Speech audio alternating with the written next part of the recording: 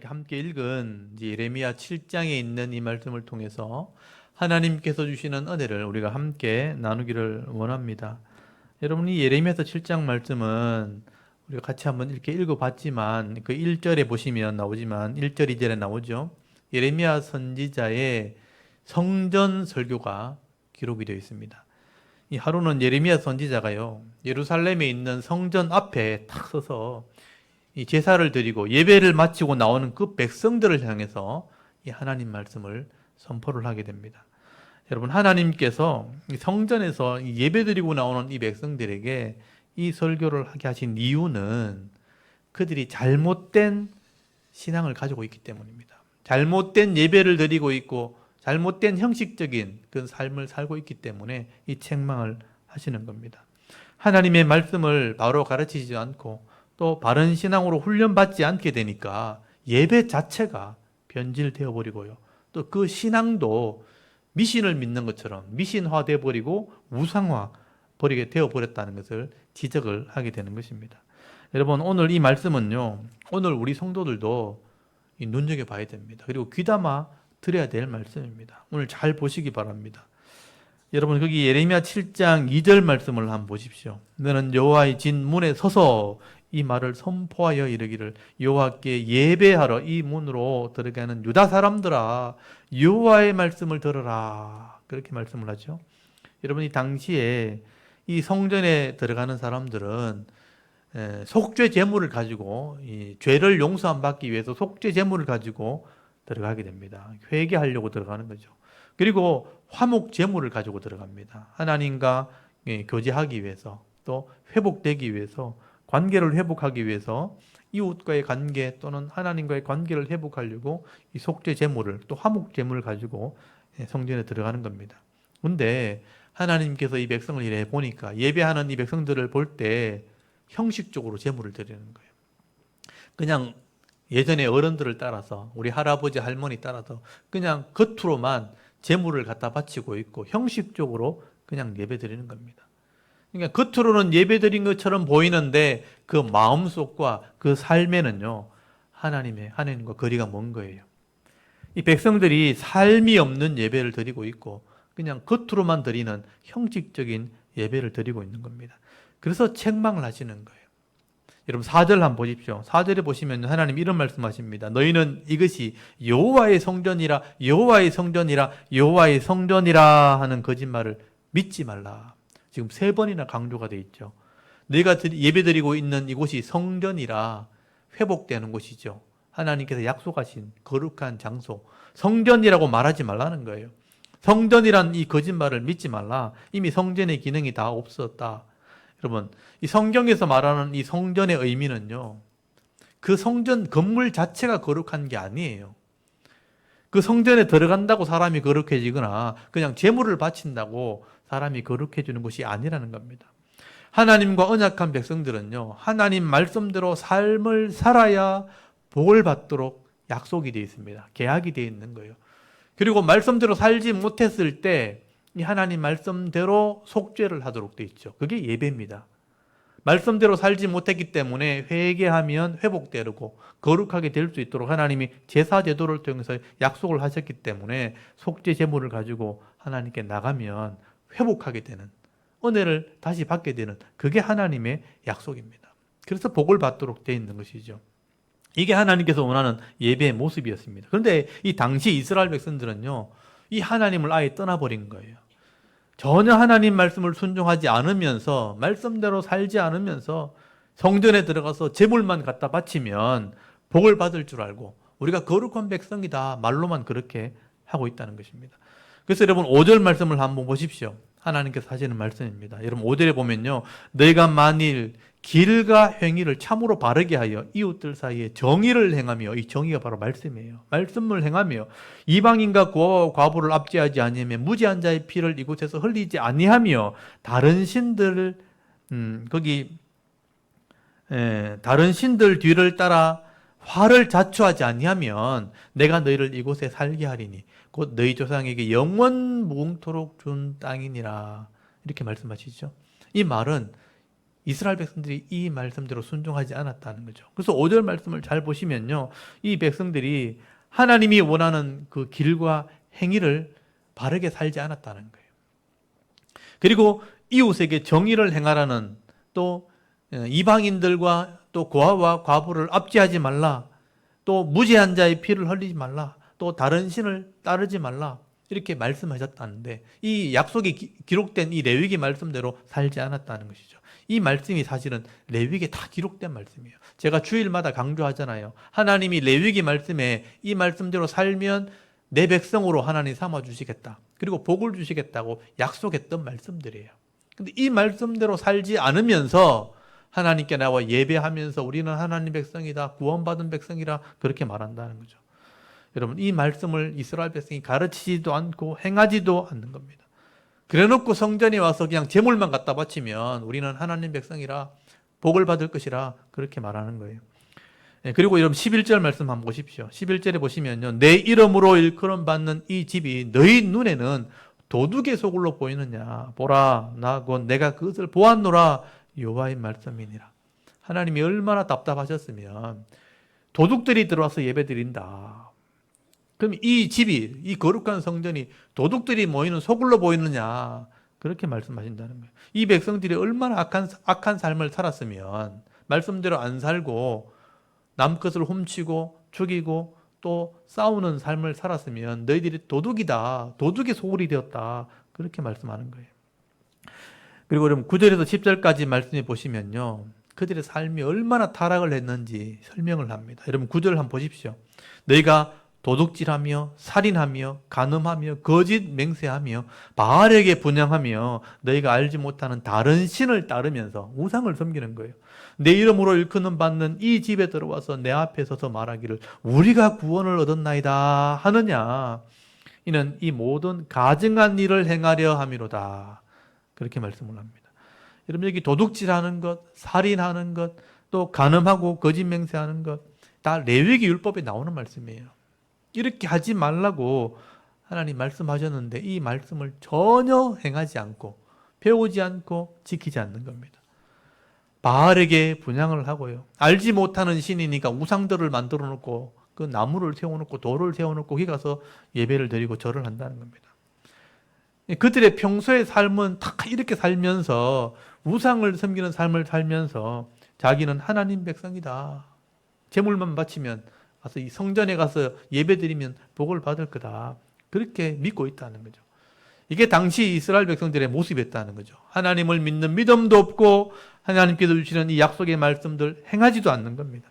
겉으로 내가 하나님 백성이니까 나는 구원받았다. 그러면서 그냥 형식적인 예배만 드리고 있는 거죠. 이게 여러분 잘못된 신앙이고 잘못된 예배입니다. 그래서 여러분 12절 말씀부터 보시면요. 예레미야 선지자가 이 성전이 있기 전에 실로에 있을 때 실로가 어떻게 했는지 한번 생각해봐라. 이런 말씀을 하는 거예요. 역사를 돌아보라는 얘기입니다. 여러분 솔로몬이 성전을 짓기 전에는요. 이스라엘 백성들이 성막에 있었습니다. 다윗 때나 사울 때는요. 다윗이 아들이 솔로몬이죠. 그래서 다윗 때나 사울 왕 때는 성전이 없었어요. 그래서 이 여호수아 때 세워놓은 이 성막에서 예배를 드렸습니다. 그래서 여호수아가 가나안 땅에 들어왔을 때 12지파가 땅을 나눠 가지게 되니까 제일 가운데 그곳이 실로라는 곳이 실로라는 곳에 성막을 세워놓은 거예요. 그래서 여기서 예배하도록 약속을 한 겁니다. 근데 시간이 지나면서요 사람들이 12지파가 흩어져 있으니까 실로에 모이려면 거리가 먼 거예요. 처음에는 나와서 예배 드리다가 죄를 지으면 가서 속죄를 드리고 그렇게 했었는데 이제 거리가 머니까 가기 싫은 거예요. 나중에 가기 싫으니까 이제 자기 집 앞에다가 돌을 쌓아놓고 제단을 쌓아놓고 이방 사람들이 드리는 우상의 제단에 그냥 거기서 예배 드리는 거예요. 나는 그냥 집 앞에서 예배 드릴게요. 그렇게 집 앞에서 예배 드리고 이 실로에 나오지 않게 되니까 백성들이 점점 우상을 섬기는 모습으로 변절된 겁니다. 그래서 예배를 드리지 않고 말씀을 순종하지 않으니까 하나님께서요 이 적들을 통해서 이스라엘을 치게 된 거죠. 그래서 블레셋과의 전쟁이 벌어졌습니다. 사울 왕 때 블레셋과의 전쟁이 벌어졌을 때 제사장들이요 법궤를 들고 나갔다가 말씀을 순종하지 않으니까 법궤를 빼앗겨 버렸잖아요. 그리고 나중에 이 실로가 불태워집니다. 그러니까 법궤는 빼앗기고 실로는 불타버리고 수치와 부끄러움을 당하게 된 것이죠. 그때를 한번 생각해 보라는 거예요. 이스라엘 백성들이 성소가 있을 때, 성막이 있을 때, 불순종할 때 실도를 불태웠던 것처럼 이 성전이 세워진 이때도 바른 예배를 드리지 않으면 이 성전도 하나님께서 불태워버릴 것이다. 그렇게 말씀하는 거예요. 그래서 여기 16절 한번 보십시오. 여기 16절 보시면요. 바른 예배를 드리지 못하면 실로가 이 성막에, 실로에 있던 성막이 불태워졌던 것처럼 예루살렘도 망하게 될 것이라고 말씀을 하게 되는 것입니다. 그래서 하나님께서 이 예레미야 선지자에게는요, 더 이상 이제 이 백성을 위해서는 기도하지 말아라.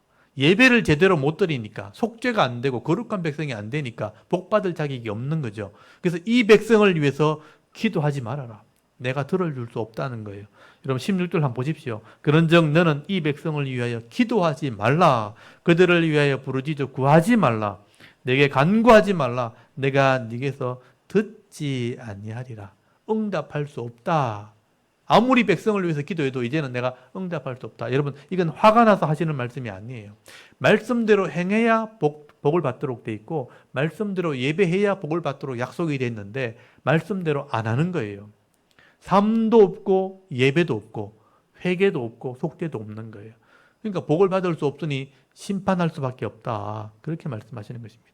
법적으로는 이미 심판이 내려졌고요. 이제는 집행만 하면 되는 거예요. 이제 집행만 남았기 때문에 이제는 더 이상 기도한다고 해결될 게 아니라는 뜻입니다. 그래서 심판이 임하게 되는 거예요. 그래서 여러분 17절부터 보시면요. 하나님께서 말씀하시는 거죠. 이들이 얼마나 악을 행했는지 하나씩 나열하기 시작합니다. 여러분 17절 한번 보십시오. 너는 그들이 유다 성읍들과 예루살렘 거리에서 행하는 일을 보지 못하였느냐. 자식들은 나무를 줍고 아버지들은 불을 피우며 부녀들은 가루를 반죽하여 하늘의 여왕을 위하여 과자를 만들며 그들이 또 다른 신들에게 전제를 부음으로 나의 노를 일으키느니라. 백성들이요, 나무를 줍고 불을 피워가지고 떡을, 과자를 만든다고 되어 있는데 떡을 만들어서 신에게 바치는데 그 신이 이방신인 거예요. 여기 보면 하늘의 여왕이라고 되어 있어요. 하늘의 여왕한테, 그러니까 하늘신, 태양신, 뭐 달신 이런 우상에게 갖다 제물을 갖다 바치면서 전제를 붓는다는 게 뭐냐면 예배를 드린다는 뜻이에요. 그러니까 부모들, 아버지나 어머니나 자식들까지 다, 온 가족이 다 하나님을 버리고 하늘에 있는 여왕을 위해서 예배를 드리고 있다는 겁니다. 전혀 하나님을 믿지 않는다는 거예요. 그리고 21절부터 여러분 28절까지 보시면요. 애굽에서 나올 때 하나님께서 처음 계약을 하실 때 약속의 말씀을 전혀 행하지 않는다고 말씀합니다. 이스라엘 백성이 겉으로 이 행위는 제물을 갖다 바치고 희생 제물을 바치는 것처럼 형식은 따라하지만 실제 삶 속에서는요. 약속의 말씀 자체를 배우지 않는 거예요. 행하지 않는 것입니다. 가르치지도 않고 순종하지도 않는 거예요. 여러분 중요한 것은요. 하나님께서 인격적으로 언약한 이 말씀을 지킬 때 사실은 이 예배가 의미가 있어지는 것입니다. 그래서 말씀대로 행할 때 감사의 제목을 가지고 예배를 드리는 거예요. 말씀대로 행하지 못했을 때 회개하면서 이 예배를 드려야 되는 겁니다. 근데 말씀도 행하지 않으면서 또 헛된 재물을 가지고 우상 섬기듯이 하나님을 섬기니까 이게 큰 죄가 되었다는 거죠. 그리고 22절을 여러분 한번 잘 보십시오. 하나님께서 뭐라고 말씀하시는가? 하나님께서는 처음부터 형식적인 예배를 원하지 않았다. 한번 보십시오. 22절에 한번 보십시오. 사실은 이라고 말하는 것은 하나님의 본뜻은 사실은 내가 너희 조상들을 애굽 땅에서 인도하여 낸 날에 번제나 희생에 대하여 말하지 아니하며 명령하지 아니하고 어떤 번제나 희생 제사를 드리는 어떤 형식적인 제사를 드리라고 내가 말한 적이 없다는 거예요. 하나님께서는 형식적인 이런 절차나 종교 의식하는 형식보다는 형식적인 모습보다는 하나님 말씀을 강조했다는 거죠. 너희들이 하나님 백성이기 때문에 이 하나님 말씀을 따라 행하는 것을 내가 원한다. 이게 하나님의 약속이라는 겁니다. 그래서 23절부터 26절까지는요. 여러분 잘 보셔야 됩니다. 이게 하나님 마음이 여기 기록되어 있어요. 여러분 23절 한번 보십시오. 오직이라고 되어 있죠. 오직 하나님이 원하시는 거예요. 오직 내가 이것을 그들에게 명령하여 이르기를 너희는 내 목소리를 들어라. 하나님 말씀을 들어라. 그 당시에는 성경이 없는 시대죠. 제사장들만이 성경을 들고 있었기 때문에 제사장이 읽어주는 시대예요. 그러니까 하나님 말씀을 읽으라가 아니고 들으라요. 그래서 내 목소리를 들으라. 그리하면 나는 너희 하나님이 되겠고 너희는 내 백성이 되리라. 너희는 내가 명령한 모든 길로 걸어가라. 이 말씀을 행하라는 거죠. 길로 걸어가라. 그리하면 복을 받으리라 하였으나 이렇게 가르쳤는데 그들이 순종하지 아니하며 귀를 기울이지 아니하고 그러니까 들으려고 하지 않은 거죠. 자신들의 악한 마음의 꾀와 완악한 고집이죠. 완악한 대로 행하여 그 등을 내게로 돌리고 그 얼굴을 행하지 아니하며 하나님 말씀하면 등을 돌려버리는 듣기 싫다는 거예요. 너희 조상들이 애굽 땅에서 나온 날부터 오늘까지 내가 내 종 선지자들을 너에게 보내되 끊임없이 보내었으나 너희가 나에게 순종하지 아니하며 귀를 기울이지 아니하고 목을 굳게 하여 너희 조상들보다 악을 더 행하였느니라. 너희 선조들보다 다음 세대 사람들이 더 악하게 되었다. 그렇게 말씀하죠. 이 말씀을 잘 보십시오. 하나님께서는요, 어떤 형식적인 제사를 드리는, 제물을 바치는 이런 형식 모양보다는 하나님 말씀을 듣기를 원했다는 거예요. 내 말을 들어라. 내 명령을 따라 내 길을 걸어가라. 그러면 내가 복을 주겠다. 복을 받을 수 있도록 하겠다라고 약속을 했다는 거예요. 그런데 아무도 이 말에 귀를 기울이지 않았어요. 들으려고 하지 않았어요. 악한 마음의 꾀를 따라갔다. 욕심과 자기 게으른 삶을 본능을 따라가는 거예요. 그래서 완악한 대로 행하여 고집에 돌아서지 않았다는 거죠. 회개하지 않고 돌이키지 않고 등을 돌려버리고 얼굴을 향하지 않았다. 엄마가 말하는데요, 등을 돌려버린다. 이 말이 그죠. 하나님 말씀 들으려고 하지 않았다. 쳐다보지도 않았다는 거예요. 그래서 선지자를 끊임없이 보냈는데도 목을 곧게 하면서 들으려고 하지 않았다. 그러니까 교만하게 말씀을 안 들었다는 거예요. 여러분, 요즘에 하나님 말씀을 전하고 가르치고 이렇게 말해보면요, 세상에 과학이 더 뛰어나다고, 성경의 이치에 맞지 않다고 들으려고 하지 않아요. 세상이 더 정확하다 하면서 세상이 더 옳다 이렇게 얘기해요. 젊은 사람들은요, 하나님 말씀을 고리타분하다고 생각하는 거예요. 진리가 아니라고 생각하는 거예요. 깊이 생각해보지도 않고 들으려고 하지 않아요. 그래서 예배에 나오지 않는 거예요. 새벽 기도도 안 나오죠. 주일날 예배 겨우 나오지만 오후 예배, 수요 예배에 와서 말씀을 들으려고 하지 않습니다. 등을 돌려버리고 얼굴을 돌려버린 것. 하나님 말씀을 들으려고 하지 않습니다. 여러분, 이스라엘 백성들은요, 이렇게 하나님 말씀을 그 당시에 듣지 않으니까 결국은 순종하지 않게 되고 형식적인 제사만 남게 된 것입니다. 그래서 여러분 28절 한번 보십시오. 28절에 보면요, 너는 그들에게 말하기를 너희는 너희 하나님 여호와의 목소리를 순종하지 아니하며 교훈을 받지 아니하는 민족이라 진실이 없어져 너희 입에서 끊어졌다 할지니라. 이게 그 당시 이스라엘 백성들의 현실이었다는 거예요. 여기 보시면요, 하나님 말씀을 듣지 않고 교훈을 받지 않는 민족, 하나님 말을 들으려고 하지 않는 그런 민족이 되어버렸다. 진실이 없었다.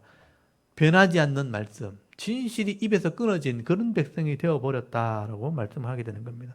여러분, 이렇게 하나님 말씀대로 공의와 진실을 행하지 않으면요, 결국 이 예배도 아무 의미가 없어지는 거예요. 삶이 없는 상태에서, 말씀을 순종하지 않는 상태에서 예배를 드리는 것, 분향을 하고 기도한다는 것, 예물을 드리는 것, 아무 의미가 없어지는 것입니다.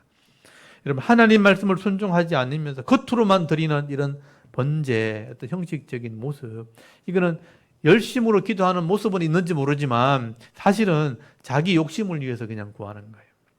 형식적인 예배만 남아있는 거죠. 그런 예배를 듣고 보고 하나님께서는요, 복을 주실 수가 없는 것입니다. 그래서 하나님께서 그들이 드리는 이런 희생 제사들을 볼 때 내가 그곳을 이제 심판하게 될 것이다. 심판하실 것을 말씀하게 되는 거예요. 그래서 여러분 30절부터 한번 보십시오. 30절에 보시면요, 여호와께서 말씀하시되 유다 자손이 나의 눈앞에 악을 행하여 내 이름으로 일컬음 받는 집에 그들의 가증한 것을 두어 집을 더럽혔으며 흰놈의 아들 골짜기, 여기 잘 보십시오. 흰놈의 아들 골짜기는 줄을 쳐놓으시고요, 여기에 도벳 사당이니까 집을 지어놓은 거예요.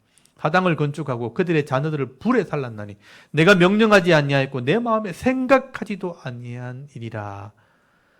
하나님의 성전은 더럽혀 놓고요, 이 흰놈의 골짜기가 어디냐면 예루살렘 성전 밑에 있는 골짜기입니다. 골짜기.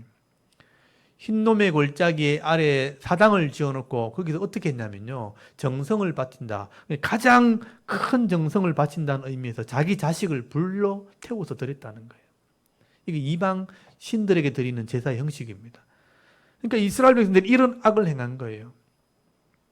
안식일 되면요, 형식적으로만 그냥 가서 성전에 가서 예배 드리고, 실제는요, 흰놈의 골짜기에 가가지고 재물을 갖다 바치고 자기 자식을 불살라 바치고 그렇게 했다는 거죠. 삶도 없고 형식만 남아있는 그런 종교 열심만 남아있는 백성이 돼버린 거죠. 근데 여러분, 이렇게 그들이 이 종교 열심을 가졌는 모습을 볼 때 하나님 기가 막힌 거예요. 내가 생각지도 않은 그런 예배를 드리고 있었다라고 말씀을 하게 됩니다. 그러니까 사당을 지어놓고 자기 자식을 불살라서 제물로 바친다는 것. 그들의 열정은 참 대단할지 모르지만 하나님 보실 때는 기가 막히는 거예요. 하나님이 생각지도 않은 그런 열심을 가지고 우상을 섬겼다는 거죠. 그래서 하나님께서는요, 그 흰놈의 골짜기를 이제는 죽음의 골짜기가 되게 하겠다, 그렇게 말씀하신 것입니다. 여러분, 거기 한번 보십시오. 7장 32절에 그러므로 여호와께서 말씀하시니라, 날이 이르면 이곳을 도벳이라 하거나 흰놈의 아들의 골짜기라 말하지 아니하고 죽음의 골짜기라 하리라. 여러분, 이 죽음의 골짜기라고 말하는 곳이 나중에 신약 시대가 되면요, 게헨나라고 부르게 됩니다. 게헨나가 뭐냐면요, 지옥에 불이 있는 곳, 이런 뜻이에요. 불이 꺼지지 않는 곳, 계속 불타는 곳. 그래서 지금도 여기 흰놈의 골짜기는요, 쓰레기 소각장이에요. 그러니까 계속 불을 피우는 곳이 되어버린 거죠. 구약 시대는 자기 자녀를 불태우는 곳이 되었고, 신약 시대는요, 불이 꺼지지 않는 쓰레기 소각장이 된 거예요. 그래서 그건 지옥을 상징하는 그런 곳이 된 거죠. 자기 자식을 불살라 제물을 바쳤던 그곳은 이제는 지옥의 불이 꺼지지 않는 곳, 그런 곳이 되어버렸다는 겁니다.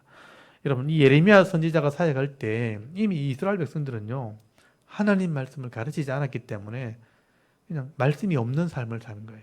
형식적인 종교 열심만 남은 그런 백성이 되어버린 겁니다. 그래서 성전은 형식적으로 예배를 드리니까 사람들이 만나는 그냥 사교장처럼 되어버린 거예요. 은혜를 나누는 곳이 아니고 죄를 쌓는 곳이 되었고요, 죄가 나눠지는 그런 곳이 된 겁니다. 힘 있는 사람들이 자기 돈 자랑하는, 재물 바치는 그런 곳이 되어버린 거죠. 여러분, 오늘 이 예레미야서 7장 말씀을 보시면요, 하나님께서 무엇을 책망하는지를 잘 생각해 보셔야 됩니다. 그리고 오늘 우리가 이런 책망을 들으면서 오늘 우리의 모습은 이렇게 변질되지 않았는지 한번 돌아봐야 되는 거죠. 여러분, 한국 교회가요, 복음을 받아들인 지 이제 100여 년이 좀 지났거든요. 이제 100년쯤 되니까 이 교회가 점점 변질되기 시작합니다. 세상의 모습을 닮아가기 시작하는 거죠. 그래서 교회마다 사람들이 많이 모이는 그게 자랑거리가 돼버린 겁니다. 그래서 사람들마다 교회가 커지기를 바라고 있고요, 큰 교회 되는 것이 하나의 목표가 되어버린 겁니다. 여러분, 사람 모이는 게 잘못된 건 아니죠. 많이 모여서 예배드리면 좋죠. 근데 그게 목적이 되면 안 된다는 거죠. 그 사람들이 모이니까 예배를 드려도 하나님 말씀대로 예배를 드리는 게 아니고 사람에게 맞춰서 예배를 드리는 거예요. 사람을 좋게 하는 예배, 사람이 기뻐하는 예배를 드리기 시작하는 겁니다.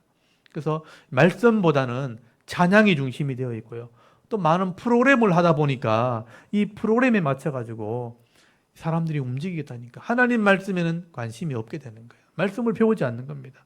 그래서 교회의 본질을 자꾸 잃어버린 그런 교회로 변해버린 것이죠. 그래서 여러분, 우리가 역사 속에서 심판받았던 이 예루살렘 교회를 보면서 오늘 우리의 모습을 한번 돌아봐야 되는 겁니다. 우리도 우리 한국 교회가 이 하나님 말씀을 바로 가르치지 않고 또 바로 배우지 않으면요, 이 예루살렘이 타락하고 변질되었던 것처럼 똑같은 그런 책망을 들을 수 있다는 것을 여러분 기억하셔야 됩니다. 그러면 여러분, 오늘 저와 여러분이요, 다시 이 하나님 말씀에 좀 귀를 기울이셔야 돼요.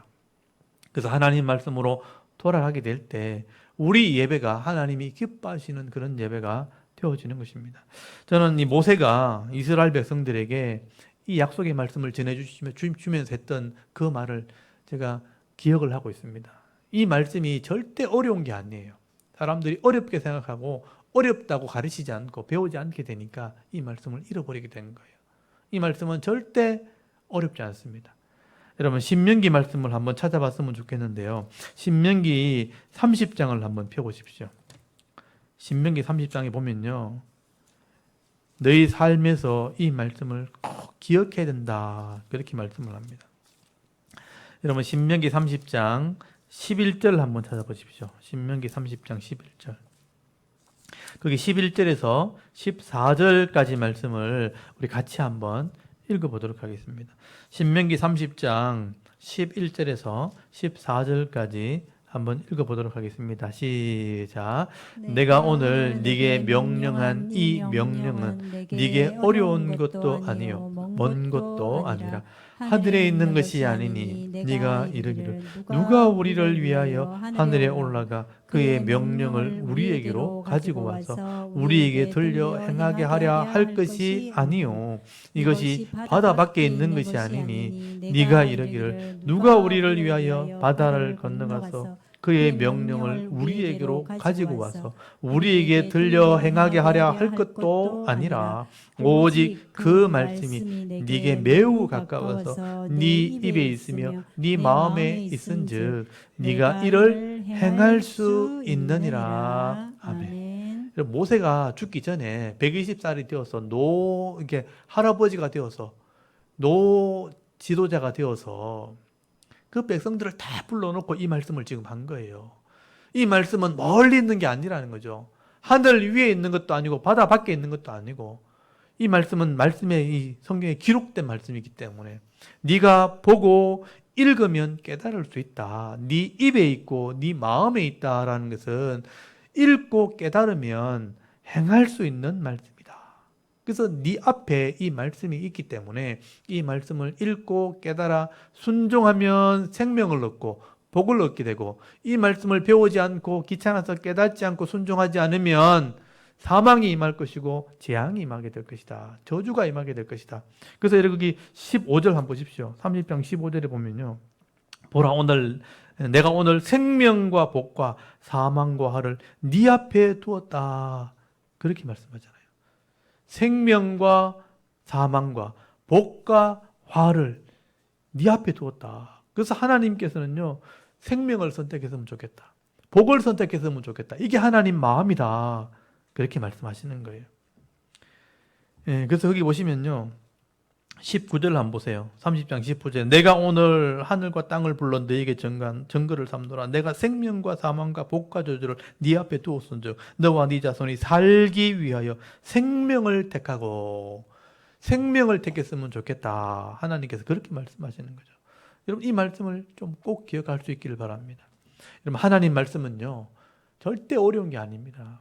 우리 손에 지금 쥐어져 있는 거예요. 손앞에 있는 겁니다. 우리 손앞에 있고 펼치면 읽을 수 있는 겁니다.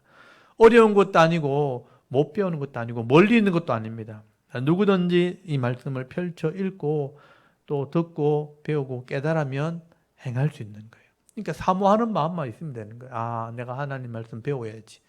오늘 말씀 읽고 하루 살아야지. 이런 사모하는 마음만 있으면 되는 거예요. 이 말씀을 읽고 깨달을 때 깨닫는 대로 살면요. 복을 받도록 약속이 되어 있는 겁니다. 여러분 하나님 말씀이 내 마음에 이렇게 깨달아지고 순종되어질 때 내 마음의 밭에서 열매가 나오는데요. 예수님 말씀하신 것처럼 좋은 밭에 이 열매가 부러지면 이 말씀이 부러지면 30배가 되고 60배가 되고 100배가 되는 그런 열매가 맺게 될 것이다. 그런 복을 받게 될 것이라고 말씀하신 거죠. 여러분 이게 바로 하나님 나라의 복이라는 것입니다. 이스라엘 백성들은 이 말씀을 순종하지 않았기 때문에 예배가 타락하게 된 거예요. 변질된 겁니다. 그래서 그 백성은 복을 받지 못하게 된 거죠. 기도해도 응답이 없다. 그렇게 말씀하신 거죠. 오늘 저와 여러분요. 비록 이 작은 교회를 섬길지라도 이 하나님 말씀이 변함이 없기 때문에 지금 읽고 듣고 깨달아 순종한다면 오늘도 이 말씀대로 복을 받을 수 있다는 것도 여러분 믿을 수 있기를 바랍니다.